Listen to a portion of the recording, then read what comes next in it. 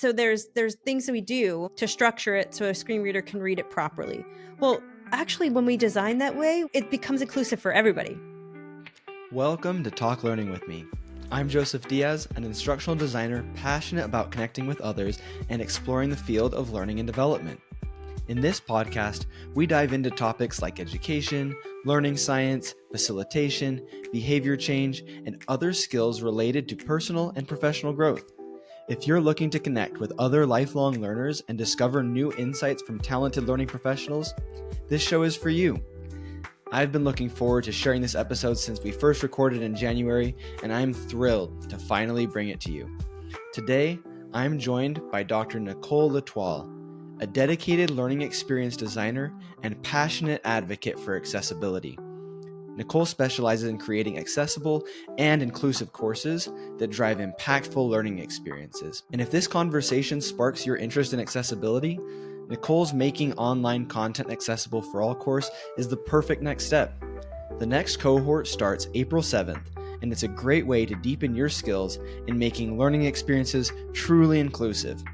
I'll include the registration link in the show notes so you can check it out. In this conversation, we'll explore practical ways to apply accessibility guidelines, the importance of plain language, and some tools you can use to make your content more accessible for all learners. On that note, let's talk accessibility. Hey there, Nicole. Welcome to Talk Learning with me. It's great to see you. Hey, good to see you too. How are you doing today? I'm doing well. Yeah, how are you? You know, I'm doing great. We're close to the weekend, so really excited. Had a lot of really good experiences at work lately, and I think 2025 has been kicking off bright. How about yourself? Yeah, it's been great. It's been busy, and I'm not going to complain because busy's good, but it's been busy. I just, when you said it's 2025, I had to look up at the calendar and go, how far into it are we? Oh, it's okay. It's January 17th. Okay, good. Yeah, I love that. And I have to agree. Sometimes busy is just the first word that comes to mind when someone says, how are you doing? And I have to remind myself, busy is good. I'm busy with good things, and that keeps me happy.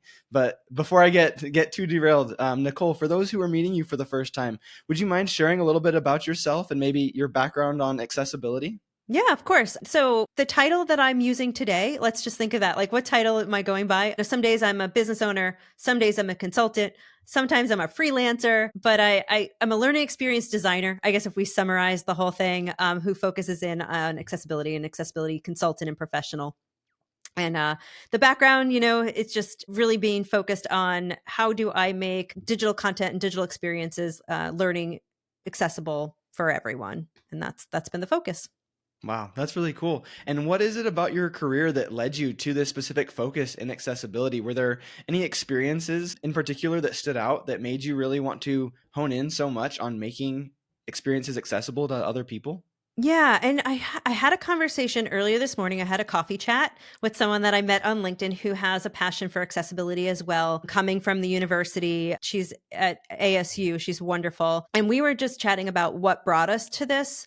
And I want to say something was revealed to me even this morning as I was saying it. Like, I think sometimes we'll say accessibility is a journey. And it really is a journey because you start out opening your eyes for one reason towards it, or opening your passion towards accessibility. And it could start from something you do for work. It could start with something personal. It could start with someone that you know. There's usually something that brings you into it. And then it starts out and it grows and it grows and it grows and it grows because it's really about human beings. And I think we start out with, I'm doing this because it's a job and it's part of my workload. And I started out with a very similar process that most people start out. I have a checklist. I have to review courses that I'm going to put out to the public.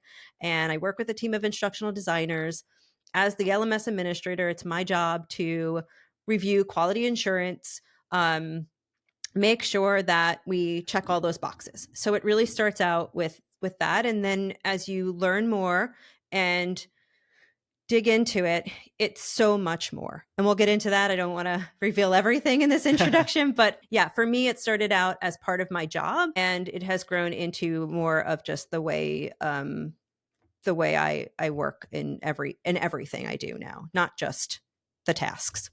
Yeah, and I love that you described that journey of starting out with maybe one experience in particular, whether that be in work or just personal experience. I know for myself, when I think accessibility, one of the things that always comes to mind quickly is visual accessibility.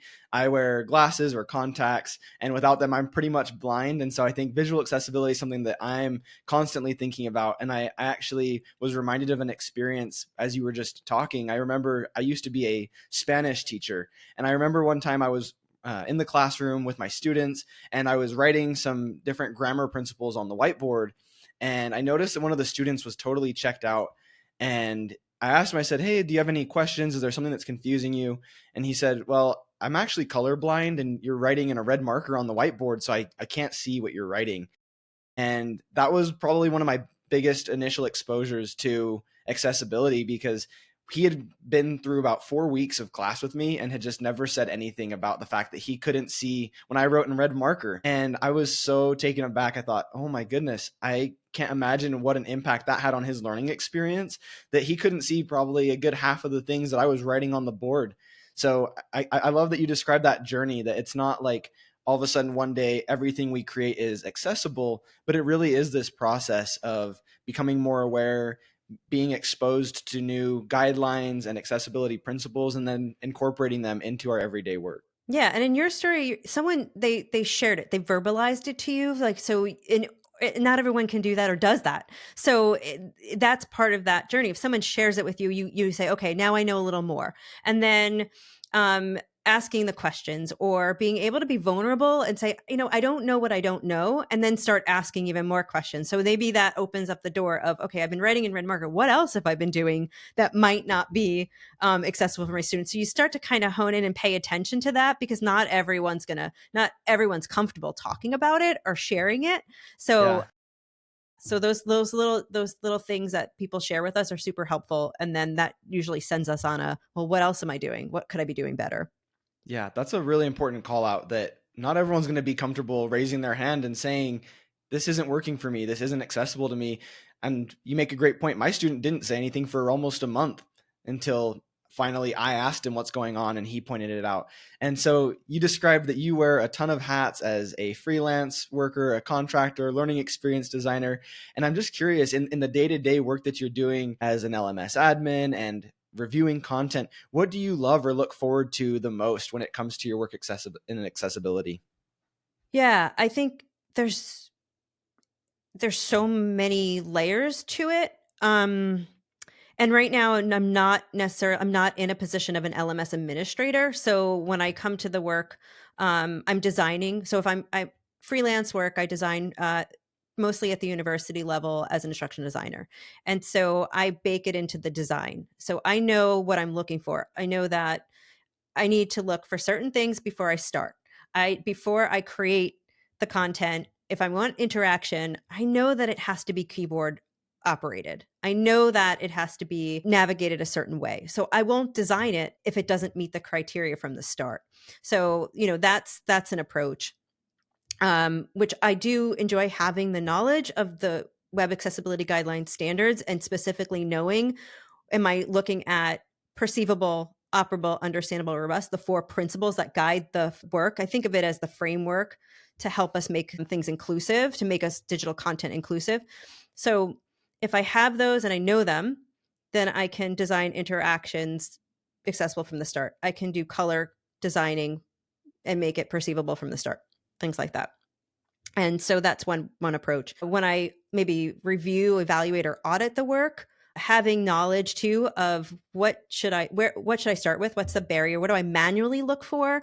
And what can I automate into a test later on? But how do I communicate that in plain language? So I actually like the part where I have to take what I'm looking at from an instructional designer, look at their work. Maybe I'm reviewing and going to give feedback, and being able to break down the standard into plain language and say, this is what we need to know. And a lot of times when you're talking about e-learning and you're talking about instructional design and course work, folks will say, well, I'm not a web designer. I'm not building a website, so I'm not sure how these apply to me. I think I posted about this today on my LinkedIn page, was that it very much applies to you. Although you're working with a tool in the background, people are accessing your content through the web, right? It's going to Right. end up on the web at some point.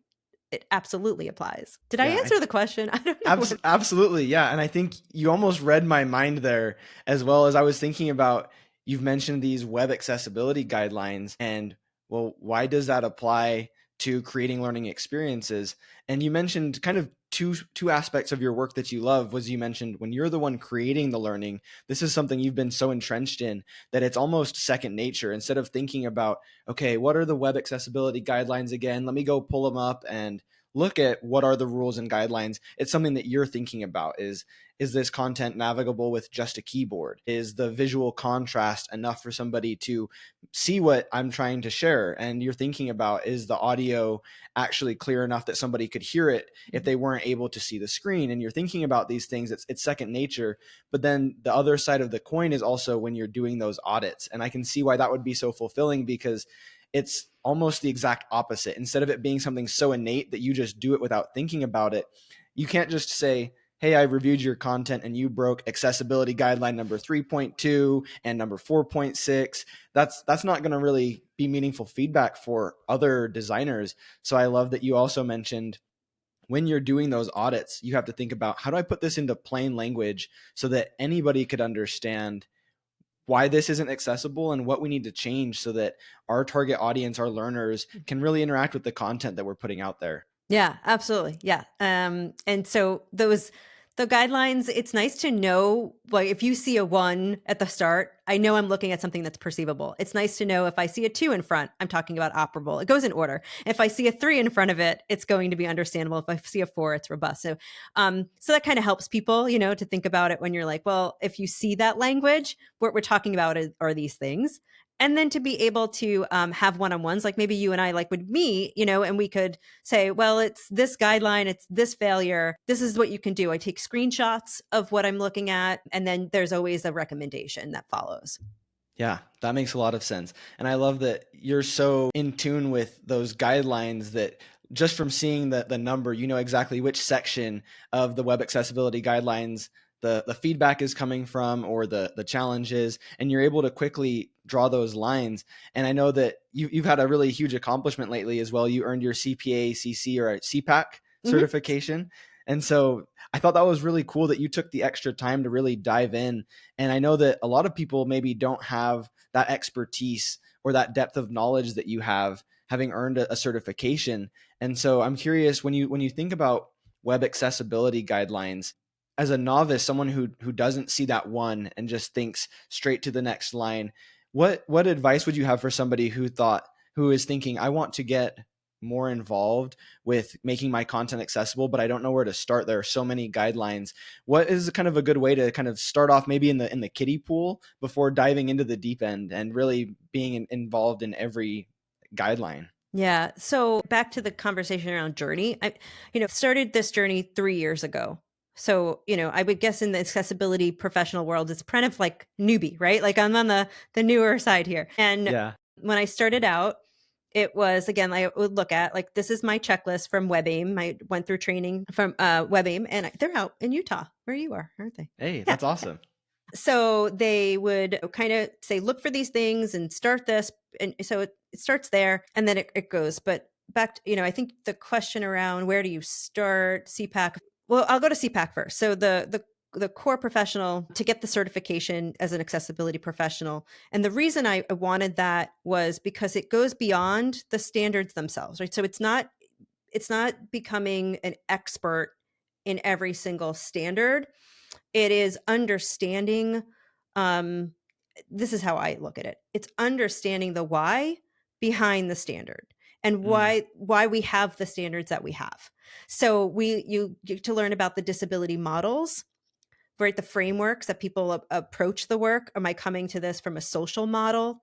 Is it a medical model? And maybe from the medical model, it's that person has a disability and it is up to figuring out a cure or to provide assistive technology and accommodation, versus a human, coming from a human model. Okay, so to get started, start exploring the WebAIM resources. Also want to start with the W3C website. Now, sometimes those the language of the W3C can get very jargon filled. So a suggestion I would make, if you have the time to do, is to take that. And if you're interested in using tools such as Google Notebook LM or any other AI tool, is put that in there and say, can you give me some of this information in plain language? I'm an instructional designer.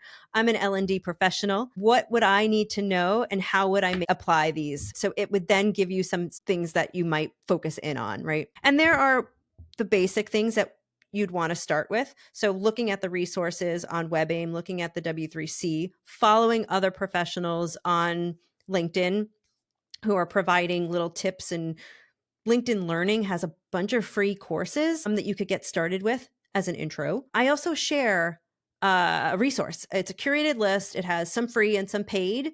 And those are some basic, if you want to do a 1 hour or 2 hour free course and just get the basics down, I'd recommend starting with those. Very cool. Very cool. I love that you kind of mentioned also using AI in that way to kind of be your coach and say, I want to get into accessibility, and there's a lot of jargon, there's a lot of lingo in these guidelines. Help me understand how this applies to my role. I'm creating an instructor-led training. How does that apply? How do I make my content accessible? Or I'm creating an e-learning module in Articulate Storyline.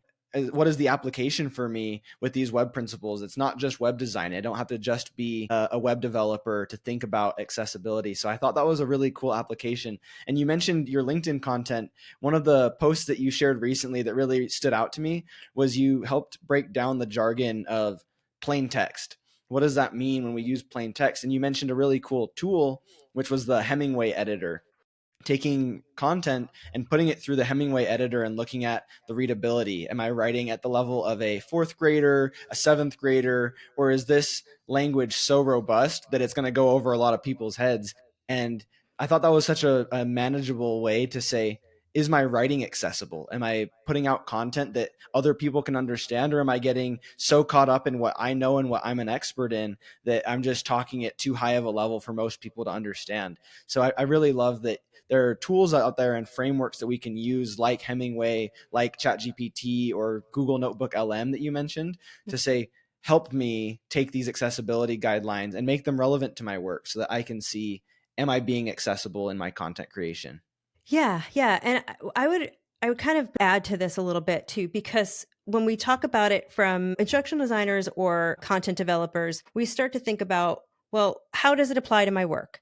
And I'm not a web designer, so does it really apply? And I know I should make things readable and understandable, but if you're ever finding that, it's not as gray, because there is a standard that says the content should be readable, it should be understandable. So there's an actual guideline that is being used under ADA laws or 508 laws and EAA, and there are laws that are using the guidelines to support this work. So many of us want our content to be readable. I think that's as professionals, right? That's Yeah. what we do in L&D. We want people to take in what we're saying, and we wanted to make it digestible. So we're going to use proper headings because we know that that's good formatting. We're going to use readability levels that we can provide the best approach. We could maybe give different formats. Maybe we want to give them the audio of the reading, or we want to use a brief of the reading. But really, there's a guideline that addresses that, and so you can say to it, it's not a nice to have. It's kind of, we have to do this. We Mm. should meet that guideline. So I think sometimes it's great to have tips and things. And a lot of questions people will ask when I do these talks is, how do you work with subject matter experts who are not as open, and how do you work with organizations that not everybody's on the same page? So that just made me Yeah. think of it, because it's easy to say, like, let's use this tool, let's do that. You and I are going to do that. Maybe some of the listeners are going to do that. But And that's powerful that you said accessibility is not a nice to have. It's a must have. And I think that that's a mindset shift that maybe some of us haven't had yet, or are still working on too, is thinking about, I don't have time to go through and make the headings right, or I don't have the time to go through and put in this work. And so you mentioned being in a space where maybe it's not easy to focus on accessibility, whether that be because of tight deadlines, maybe the people you work with just don't seem to care, or maybe people feel overwhelmed by accessibility. How do you advocate for accessibility in spaces where maybe it's not a priority, when you come in and see that people aren't focused on it, or maybe you're just interacting with someone who isn't prioritizing accessibility? What have you found as an effective way to advocate for accessibility? Yeah. And I want to first, there's like a first layer to that around, it was like a two-part question there. I heard two different things. So I want to make sure that I address the first part. Can you repeat that? Yeah, absolutely. Absolutely. So I love that you mentioned that accessibility isn't a nice to have, it's a must have. But you also pointed out the challenge that sometimes we find ourselves in different workplaces or settings where maybe it's not a priority. People don't care. They see it as a nice to have, not a must have. So I in those remember. settings, how can we advocate for accessibility? Okay. I remember what I wanted to say. This is what happens when you get to this, I was gonna say this age. Yeah, I'm gonna age myself out a bit. All right, so but I wanted to say about the time. That's what I wanted to say first. So I will address that doing accessibility right and doing it well will take more time. Once you know how much more time it'll take, the more you do it, you then start to figure out in the workflow, I know it's going to take me an additional 20, 30 minutes because I know that I'm not just going to add my captions, right? I know I have to have them. I'm going to add them, but that's not it. I'm not going to check a box. I'm going to edit my captions. And then from there, I'm going to make sure that the speaker has been identified in my captions. I'm also going to make sure the placements of my captions are correct, that they're only 2 lines on the bottom and that they don't take up, this much space and block important information on the video. The next thing I'm going to do is make sure the language is set correctly. So there's going to be a couple of extra things. I'm going to make sure that the transcript is included and edited. And if it's a really long transcript, I'll probably put some headings and some chapters. So that right there, what I just said, might take someone, right, to caption their video, upload their video, edit their captions and their transcripts. How much extra time would that take? What do you think? Right. I I'm would say at least maybe 30 to 45 minutes if you were skilled at it. But I'm thinking first time going through, I've never done this. That's going to add at least another hour to my workflow personally. Yeah. So in the mindset of someone who hasn't done that before and I'm on a time crunch and, I think, oh, I met compliance. I did my captions. I checked my box. Well, actually you haven't because you maybe you got level A, like you got your caption, Right. but you haven't even met the double standard, the 2 AA of captioning and adding that transcript. And then did you audio transcript? Did you add some descriptive language? Right. So, however, knowing that acknowledging it, I know when somebody on my team in the past has said, I don't have enough time and I just need to do the bare minimum so I can move on and get my other work done. Right. So the understanding that that's where someone's coming from, one, it's okay. So we need to model and give some tools to do this efficiently. Do I need a train? This back to our question. Do we need training on that? Yeah. Should we have an accessibility training? Because now we're just adding to the training. And and then look at it from a lens. So let me give you an example of how to connect this all. I had a teammate who I worked with a couple of years ago who really felt like this was, I just want to do the basic, hit the compliant bare minimum, I want to move on. And would come back and say, we have 15,000 users, active users on the LMS. Can you tell me how many of those actually use a screen reader that I need to do this for? Take a deep breath, right? That's like, okay, how do I address this? So, studying and understanding the CPAC is how I think I could approach this differently now, knowing what I know. Like I said, it's a journey. You could say there are 2.2 billion people in this world who have a visual impairment. I don't know of that number, how many folks use a screen reader. We don't have that data. But could you imagine how many people, and that visual impairment doesn't mean blind either. It could be low vision. It could be color blindness. There's categories and tasks, right? So could you imagine how many people maybe that we don't know about? We shouldn't be making that assumption. We're privileged enough to say that we don't need them, but we should not be making an assumption of which users need this or not use this. And it would be good for all of our users. So let's go ahead and do that. Having some knowledge, some factual statistic data. And so now I understand too why we studied that for the CPAC and knowing that so that we could help organizations and others kind of move and shift over a bit. Yeah, that's really powerful to take those numbers and help give people that perspective so that when we're trying to advocate, instead of just saying, well, it's guideline 3.2, we have to do it, you can say this is how many people are affected by this accessibility guideline, and I want to account for those people. And I think it really also ties back to what we talked about earlier in our discussion when you said not everyone's going to speak up and say I have this disability. People aren't going to just, like you said in your example, there are 15,000 learners. How many actually use a screen reader? I can almost guarantee, even if there were 150 using a screen reader, they're not all going to email and say, hey, can we make sure that this course is accessible with a screen reader? Because that's just not human nature. We're not going to have everybody reaching out asking. And so we have to, as learning designers, we have to really be the ones that think about that and advocate for them. And then it's going to take vulnerability too on both sides to say, you know what, I don't understand how many people exactly need this accessibility, but I understand that it matters. So I'm going to take the extra 20 minutes to make sure that my captions are accurate and well timed. Or I'm going to take the extra time to go through and add headings and clear formatting to my post or my content so that it's easy to read and it's easy to understand. Yeah. Yeah. And that's good for everyone, right? So, it's so if I'm thinking about what is good for screen reader user and I'm thinking about HTML matters, right? That structure matters how I set it up. That okay, so I should have proper listing formatting. I should and that's because there's the way that the screen reader is reading the HTML, and so I won't go too technical. So there's things that we do to structure it so a screen reader can read it properly. Well, actually, when we design that way, we're designing it becomes inclusive for everybody. I like things nicely formatted. I Right. like to skim, I like to look at the headings, but beyond that, I like to know that I'm using H1 heading, not just making it bigger and bolder. Why do I need to know that? Because a screen reader navigator is going to navigate a page by heading levels. So if I use H1, H2, H3 versus I know I want a heading, so I'll just make that 32 font. I'll make it bold. That's great for visual, for someone who's a sighted can that helps them, but it doesn't help the screen reader user. Yeah. And that's a really great point that you make, that it benefits everybody when we create accessible content. So to answer your coworker's question, we have 15,000 people using this LMS. How many people need this accessibility? You can almost turn that on its head and say, I think all 15,000 would benefit from it.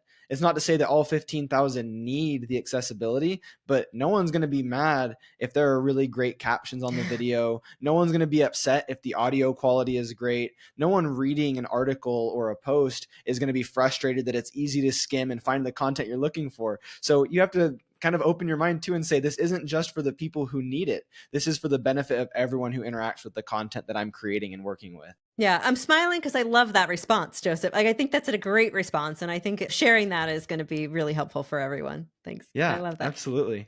So thinking about all the different guidelines that you've been exposed to and maybe some of the common challenges that you see, whether it be headings, whether it be captions, I'm just curious if somebody today were listening and thinking to themselves, I don't do any accessibility at all.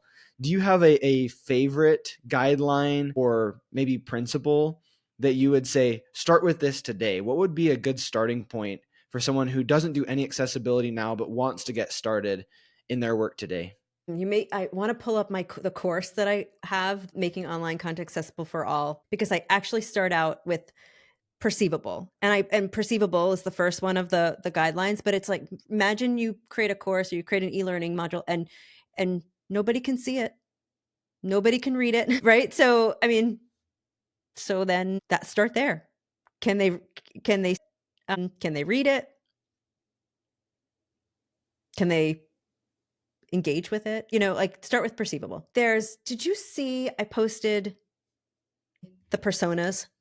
So I would Yes, like I to did see mention that that. post. Okay, because that's making me think of that persona. There's the one where you go to the video and there's no sound and there's no caption. And it's just go there. If you haven't seen this yet and you're listening, maybe we could put it in the show notes. I don't. Yeah, I think, is that a absolutely. thing? Yeah. So and go to the personas, and I think it's either the first or second one. I'd have to pull it up. I don't have it in front of me. Maybe we could pull that up. But there's one where there's a video and it has no captions and no sound, and you're just looking at it and you're going, well, I'm not getting anything. Do that. Share that with someone who says, Yeah. I don't do accessibility. Like I don't make things accessible, which I find, I think you find more of people that say it's accessible enough. I feel like that we're more in that category versus that. Hopefully, maybe I'm optimistic, but it's more of it's accessible enough versus I don't do accessibility at all.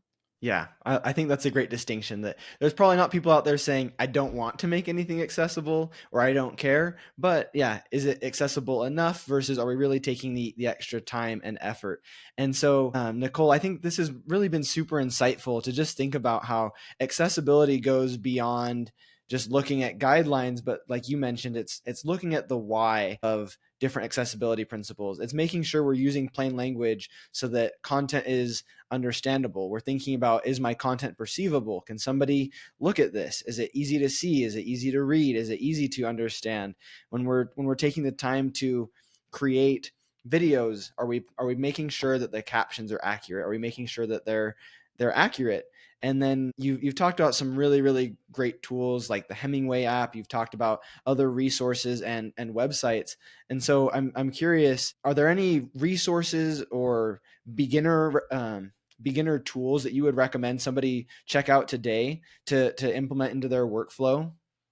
Yeah, I'll give you the list and you can also put this in the show notes. I curated a list of, like I said, some basics, some free courses, some free tutorials, just things to get started, just to take a look at. Some are long, some are short, some are paid, some are free. People are welcome to, if they're feeling that they're a little you know, they're ready for the next step and they're a little bit, store have the basics down. I have the course. I offer a Making Online Content Accessible All course out of the Instructional Institute, which you and I were part of. And I'd join that. That's facilitated. I'll have a self-paced version coming out in June or July if people would prefer that as well. But yeah, I'll give you the list of curated resources and take a look at that. You can, I would say, follow the hashtag AllyA11Y on your social media feeds because people are posting things all the time. And so you could pick up a tool, pick up a tip. But I have said a couple of times that it's nice to have the tips and the tools and the resources for it to become part of the workflow is when it becomes something that you just do all the time. And so maybe you create all your e-learning projects and you have a post-it note at the end to do your alt text images. And I recommend if you do them at the end, it's better because, sometimes there's drafts and Yeah. sometimes there's changes, right? So if you just go into, if you're using Storyline, you open up your media library and you just do them all at the end, but have that workflow, have that in there that you do them and start with things like that. And there's and I also recently, if you go over to my LinkedIn, if you're watching, I posted I made it free if you don't have LinkedIn Learning. There's a nice articulate Storyline course right now that they developed, which is great to see for accessibility. That's awesome. And I think that's really cool. So you mentioned you got a course coming out. People can follow you on LinkedIn, and it really is a reflective process. It sounds like applying accessibility. It's something we're doing throughout our work, but then also really honing in as we finish and thinking about, okay, let me go back through everything I did and really just double check. Am I meeting the accessibility guidelines online? And so if somebody wanted to follow your work and connect with you, where's the best place that they can do that? I know you mentioned LinkedIn is a great place to Yeah. follow you. Where do you recommend people go to keep up with you and everything that you're doing in the accessibility space?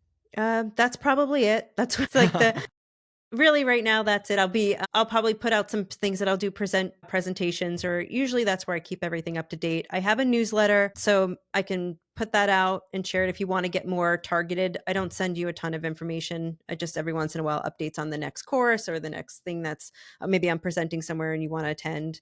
I could put that out. But I would also, just end with one other piece of advice is that um, be open to having feedback or having folks push you a little bit further and be okay with not being the full expert. Like, so be okay with someone saying, hey, I just looked at that and I think it could be better and here's why, and kind of drop the egos. And I think once we do that, then we can really get to the point where we're helping more people.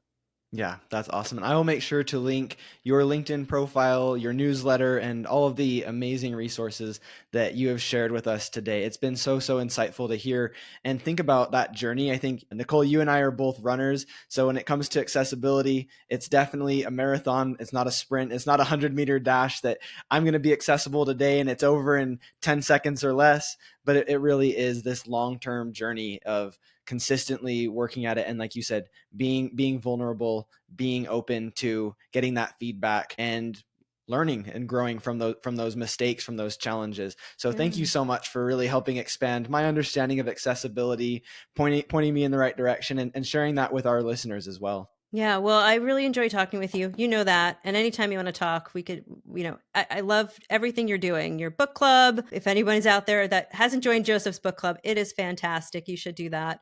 And yeah, I look forward to more conversations. So thanks. Yeah, thank you so much. Thank you for tuning in to Talk Learning with me. A huge thank you to Dr. Nicole L'Etoile for sharing her incredible insights on accessibility.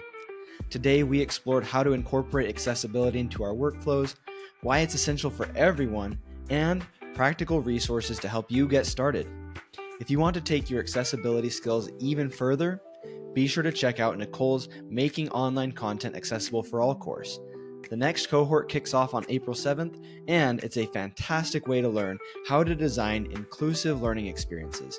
I'll drop the registration link in the show notes so you can sign up and continue growing in this important skill. If you enjoyed today's episode, be sure to subscribe, leave a review, and share it with your network, and we'll talk soon.